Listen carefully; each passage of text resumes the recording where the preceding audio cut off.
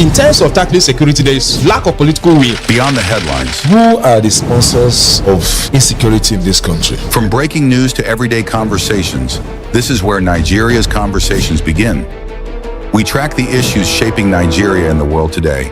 The world is talking, and we're listening. This is Trends on LJE News. Hello and welcome to another edition of Trends on LJE News, where we bring you the latest and developing stories in Nigeria and of course across the globe. My name is OMOTOLA Adeleke. I have Barrister Memeh here. Barrister Memeh, you're welcome to the program. Thank you. Good morning, Nigerians. You know, it's been a while that we had you on the program. Your schedules are tight, you've been busy and all that. What's happening? Of course, you know the latest development. We needed to create more time for other things. All right. Here. All right. All right. You're welcome, sir. Thank you. All right. So we also have Esther here. Esther, you're welcome to the program too. Good morning. Thank you. So, I don't know. It looks like there's a fluctuation in the weather these days. Sometimes it's going to look like it's raining season or the rainy season is approaching, and sometimes it's looking like, man, it's not even close. Have you noticed these days? Yeah, it's just in coherence with how our government reacts. Off and on. Exactly. Oh, all right. Okay, so don't forget you can be a part of our growing online community by hitting that follow, like, share and subscribe button right now on all platforms at LJE News. Let's quickly run through our headlines for this edition of Trends. Jonathan advocates 25 to 50 age range for African leaders. Airport showdown. El-Rufai's lawyer threatens EFCC over illegal arrest attempt. Adeyanju urges EFCC, DSS to probe El-Rufai over corruption and security allegations. Galadima defends Kwankwaso, dismisses terror financing Sharia as political smear. Justice Ogwato recuses himself from Malami's 213 billion naira asset forfeiture case. And now to the lead story. Former President Goodluck Jonathan has urged African nations to embrace a generational shift in leadership by promoting younger leaders aged 25 to 50. Speaking in Abuja at the International Memorial Lecture marking 50 years since the assassination of former head of state General Murtala Ramat Mohammed, Jonathan said younger leaders are better suited physically and mentally for the demands of modern governance. He recalled surviving on barely 2 hours of sleep daily while in office, stressing that advanced age can limit resilience under pressure. Questioning leadership norms, Jonathan asked why governance should be reserved for the elderly rather than capable younger citizens. Barrister Memeh, there was a time we talked about age and leadership in Nigeria. Let me also get to remind us here. Burkina Faso's president is 37. Mali's president is 41. Ecuador's president is 37. In fact, the president of France, Macron, is 48. These are guys that are below 50 years. Once again, do you think age is a determinant to capacity in leadership, especially political leadership? Yes, somehow it has so much to contribute. Age matters in so many ways, but not generally to say age can be a major constraint. But just like former President Goodluck Jonathan, suggested, I have always of the opinion that at least maximum age of 60 years. 60 is on the high not high 50. Side. But maximum 60. 60, because if you attain the position of a presidency at the age of 50, that means before your end of your tenure, you should be running very close to 60. But to say for someone who is 60 years to contest, I think that is quite. This is very clear. One of the role models that I've actually admire in this country as part of Nigerian leaders is Yakubu Gowon, who actually ensured that Nigeria did not break up during the time of the Civil War. Irrespective of what happened and the accusations, he was able to hold Nigeria. For some of us who believe that it is always better for us to have a one united Nigeria than to have a Nigeria that is fragmented. But when you look at his age at the time he had Nigerian and ensure that we did not break up at that time. You can imagine the age at that time. He was a young man. Yes, 30-something years of age at that time. And it is very clear for someone who is very old. We started experiencing the downfall of this country from the time we had former President Muhammadu Buhari, was especially. Then thereafter, under this current administration, we are having it even more of, because of ability to coordinate, the ability to be able to move around, the ability to communicate with younger Nigerians and Nigerians within the middle age as well.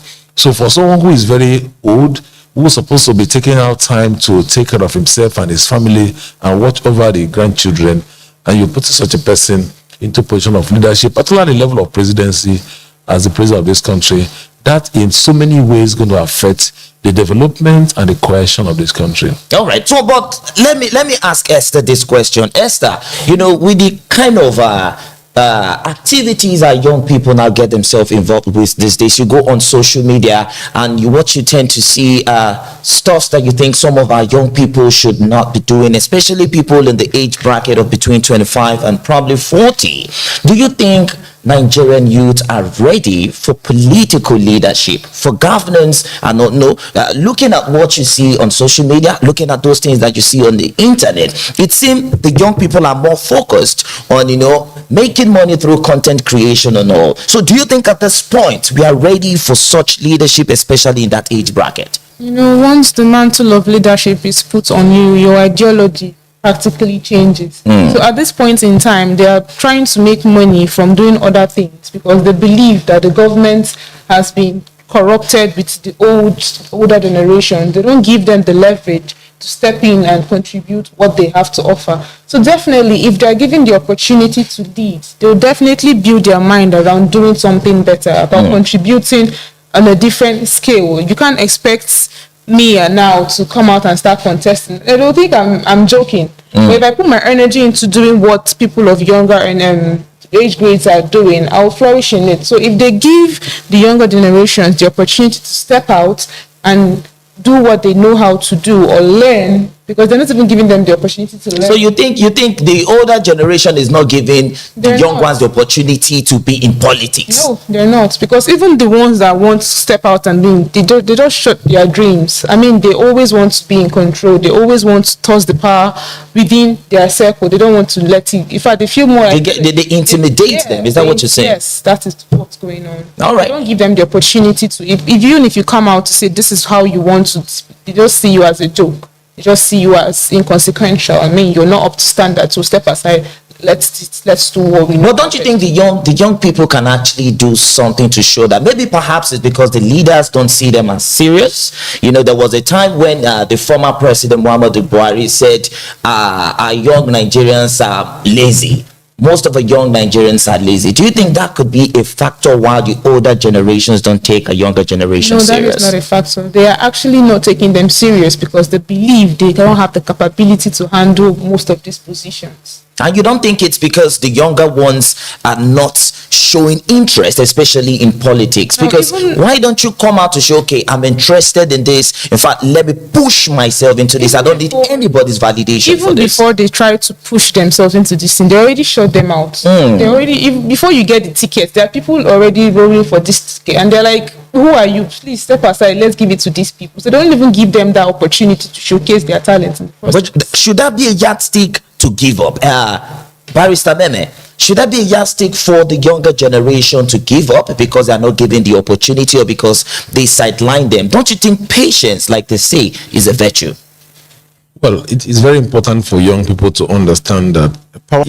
One thing about there is a need for social reorientation to the young ones. Most importantly, we've had opportunity of having young Nigerians, having to govern certain aspects of this country. Don't forget, there was a time we had a very young Speaker of the House of Representatives, the person of the Deji Adeyanju. Okay. And we've also had very young people. For instance, somebody like Yaya Bello was a governor at the age of 40-something years when he became a governor of Kogi State. And quite a number of persons.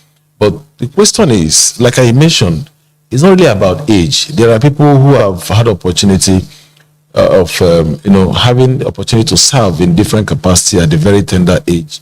what you see is also even worse than what we're getting. They want to say. So, we even at the level of youth bodies, associations, and the rest of them, go and investigate how young Nigerians are, running the system.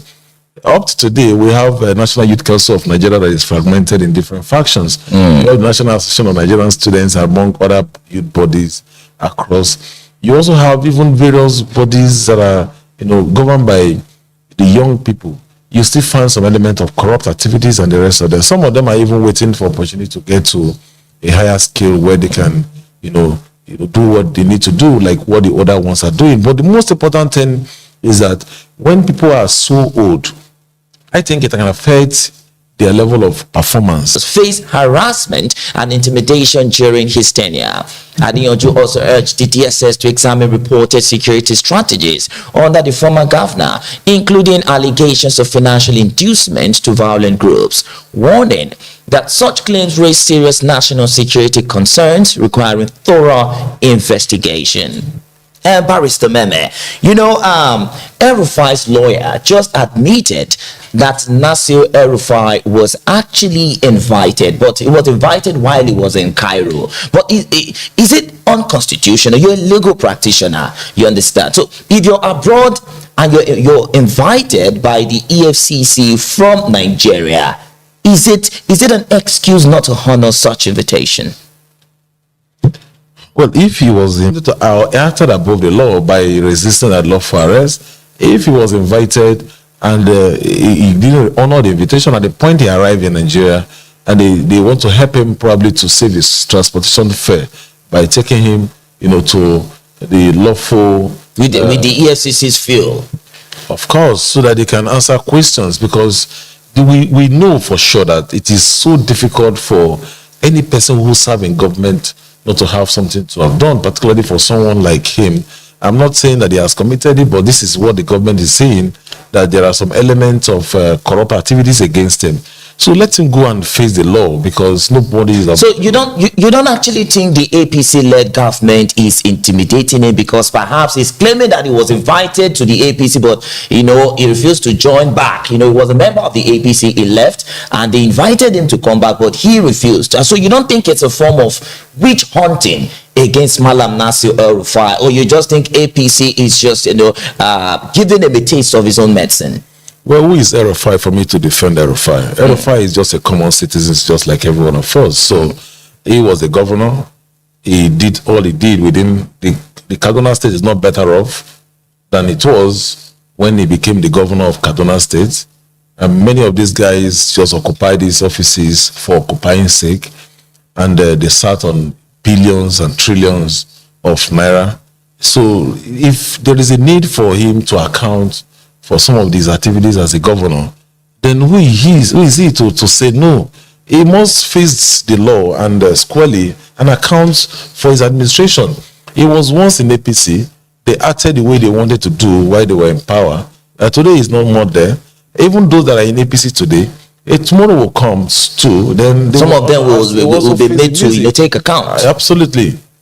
All right. Yeah. Thank you very much, Barrister Memeh. Quickly, a chieftain of the NNPP, Buba Galadima, has defended the party's national leader, Rabiu Musa Kwankwaso, against allegations linking him to terrorism financing and the introduction of Sharia law in Kano.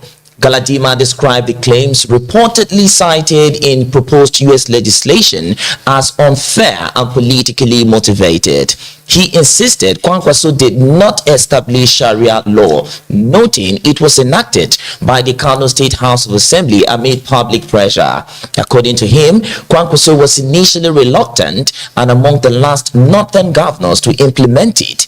Galadima argued that the accusations are an attempt to undermine Kwankwaso's integrity and weaken his political prospects ahead of future elections. Barrister Memeh, were you surprised when Musa Kwankwaso's name was enlisted, by the United States government, especially the Congressman Riley Moore, who announced that Musa Kwankwaso is in that list proposed for sanction by the United States? Were you surprised? No, I'm not surprised. And I think there is a need for us as a people to furnish more names if the authority in the U.S., because many a times when we make some of these complaints, it looks like the Nigerian government don't really want to listen to the citizens. And in my opinion, and I would say this for on record, that for every governor who served or who presided over the affairs of every state that have been ravaged by insecurity must be held accountable, particularly the northern states governors and all the governors who served from 1999 and up to this moment, who had allowed the movement of cattle in their states, who had allowed the killings and destructions of lives in their states. They are all part of the problems we are facing in this country. And Kwakwanso cannot exculpate himself from the reality.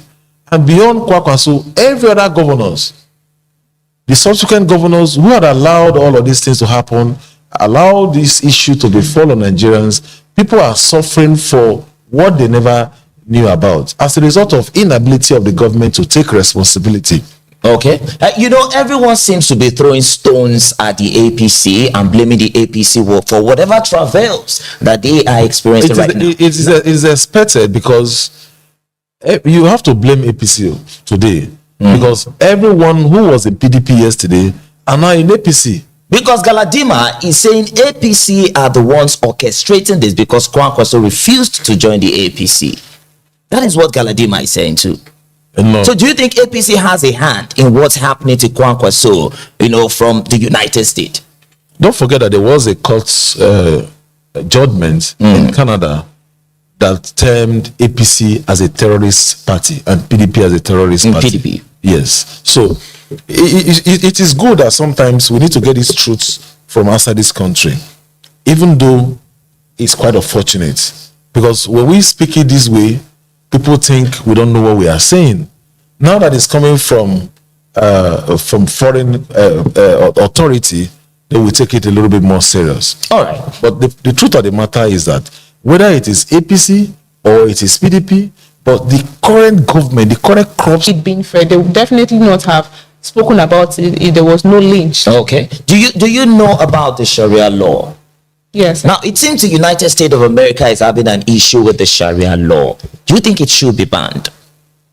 No, I don't think it should be banned. Okay, but Barrister, about it, because it's obvious. Now, Galadima is coming out to deny that Kwankwaso wasn't the one who implemented the Sharia law. Perhaps this is what the United States used, in involving Musa Kwankwaso in their list of U.S. sanctions. Do you think the Sharia law is a problem to Nigeria? Yeah, somehow the Sharia law is part of the problem, because if you look at how they execute their Sharia law, you will discover that this Sharia law couldn't have passed the test of reasonable terms by law. And this is very clear, because Sharia law itself is a religious law. And we in a secular country such as Nigeria, adopting Sharia law, to and comparing even those people who are not Muslims, to in this country. What I'm trying to say here is that when you go through the provisions of the Sharia law and vis-a-vis the provisions of the criminal code.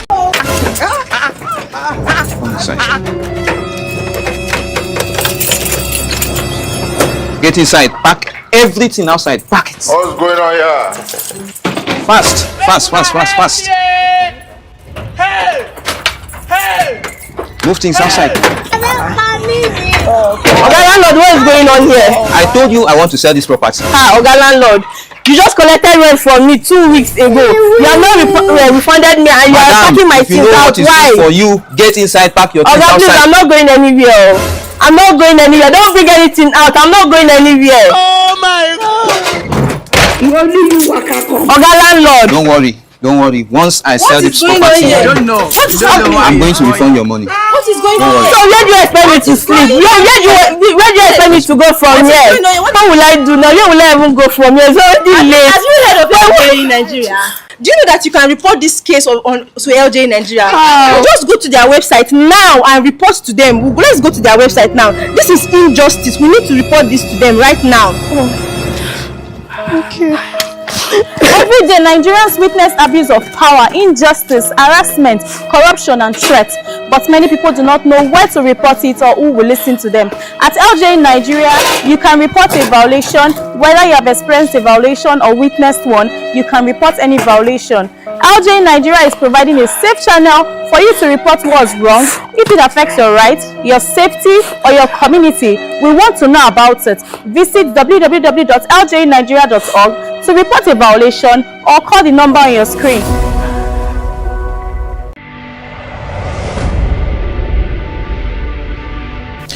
Welcome back.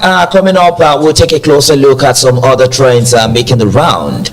Justice Obiora Egwatu on Thursday stepped aside from the Federal High Court asset forfeiture suit involving former Attorney General of the Federation, Abubakar Malami San. Citing personal reasons, he ordered the case file returned to the Chief Judge for reassignment.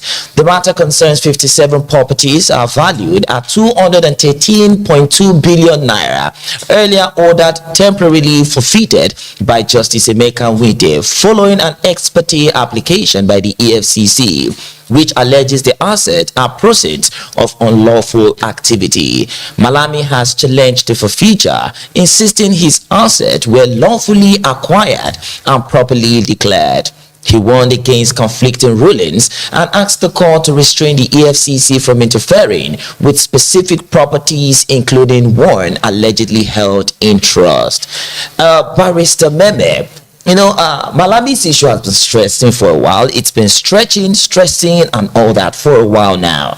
What are your thoughts on this matter? Now, this is another case of APC is witch hunting me. Of course, Malami is intended to also want to come out for some political positions and all. Do you also think APC has a hand in this? Well, he who killed by sword must surely die by sword. There are a lot of allegations against Malami. Of course, some of those allegations are very, very grievous allegations. Terrorism, corruption, and all. Corruption, and abuse of offices, and the rest of many things that he alleged that he did. But even before the allegations, some of us who witnessed the administration of Muhammadu Buhari had the feelings of some of these things. Unfortunately, he didn't join the APC back or continue with the APC. And whether it is witch hunting or not witch hunting, but some people must bear the consequences of their actions. But however, Malami was so powerful to the essence that in the course of his administration, he eventually married one of the daughters of former President Muhammadu Buhari to consolidate on that relationship and to hold grip of in the midst of killings, in the midst of terrorism and everything. These guys were rather enjoying at the villa, just like you've seen this current administration doing. But one message is very clear. For those who are persecuting Malami today, they should ensure that they're able to persecute him properly so that Nigerians would know those who are the enemies of the country. And those who persecute them today will also look at their files tomorrow when they leave office. That is how it goes. Until we begin to have people who are responsible with their duties and they are responsible with their affairs of governance and treat this country as their own country rather than seeing Nigerians as people on the opposite side and seeing themselves as if the whole world revolves around them. Just the same way you saw what happened in the National Assembly when people are clamoring for electronic transmission of results. And there are people who feel like, if we make this law so perfect and so beautiful, it might end up working against us. So for that reason, they want to manipulate the yearning and the aspirations of Nigerians by trying to make Nigerians feel like Nigerians don't understand the terminology and the use of English by saying, okay, look, you can transmit, but in the case where you cannot transmit, you can still use the manual. Let's still go back to Egypt so that we can, continue to enjoy the pattern. It's quite unfortunate. A time will also come where many of them in the Senate and many of them in the Federal Executive Council, their file will also be reviewed. Because the truth of the matter is that another government will come. All of them cannot be in the same boat. some people would feel like, oh, I don't like this man's face, let me just step aside. And then they would use you as a scapegoat. And many of them in this government will be used as scapegoats in time to come. All right, still talking about in time to come. Now, if perhaps or maybe some of these allegations are true, that the APC is witch hunting or using the past of some of these political leaders, especially from the opposition, using it against them, do you think a political bigwig like Atiku or even Peter Obi might be targeted next? Don't forget that a lot has actually happened before now, even during the time of President Muhammadu Buhari. A lot of investigation have been carried out. Don't forget that Peter Obi tenure ended long time ago. And after his time, we had another governor who served for 8 years before the current governor in Anambra State, who is now currently serving for the second tenure, that means he has left office for more than 13 years. So it's too late for him to be investigated? No, not as if it's too late. Definitely profiles, issues would have been, they would have profiled him to know the level of, you must have evidence to prosecute someone, right? You must have enough evidence to, to prosecute. You can't before you follow them up. So we are saying Nasir El-Rufai and some other people that are being chased, their evidence is on ground against them, and that's why they are being, being chased for probably questioning and arrest like that. No, just like we are now talking about Malami, the former AGF. There were some of the allegations against him that certain persons, individuals, were accused of terrorism. He failed to prosecute them, right? For several reasons. Because he is a chief law officer at that time. He was a chief law officer at that time. Now, today, you have another chief law officer. And it goes on and on. Don't forget that the government have the power to prosecute and not to prosecute. But in the court of public opinion, most everyone knows that certain persons should have been investigated and persecuted. But the power to do so lies solely in the hands of the government. So when you see people who are moving into a system, despite that an obvious allegation against them, that they must have been involved in corrupt activities, and the government choose to turn their eyes on the other way. So what would you do? So how about Atiku?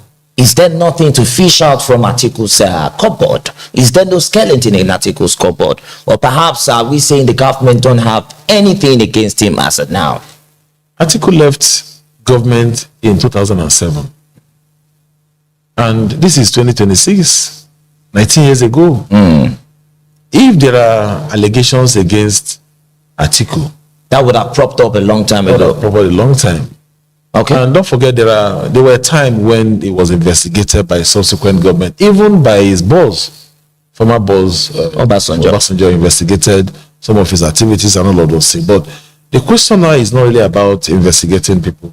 It's about the genuinity of purpose by those investigating and how they can prosecute. Okay. But the most important thing is those who are prosecuting this current, who are taking people to court and arresting and the rest of them, how are they governing the country today? All right. Thank you very much, Barrister Memeh. So, because of time, that's it for today's edition of Trends on LJE News. Many thanks to Esther for your brilliant contributions, of course. Thank you. And for your honest insights, Barrister Memeh, thank you so much. Thank you very much. My pleasure. All right, so to our viewers and listeners out there, make sure to follow, like, share, and subscribe at LJE News on all social media platforms to stay in the loop and join the conversation ahead of our next show. My name is OMOTOLA Adeleke. See you next time. Bye for now.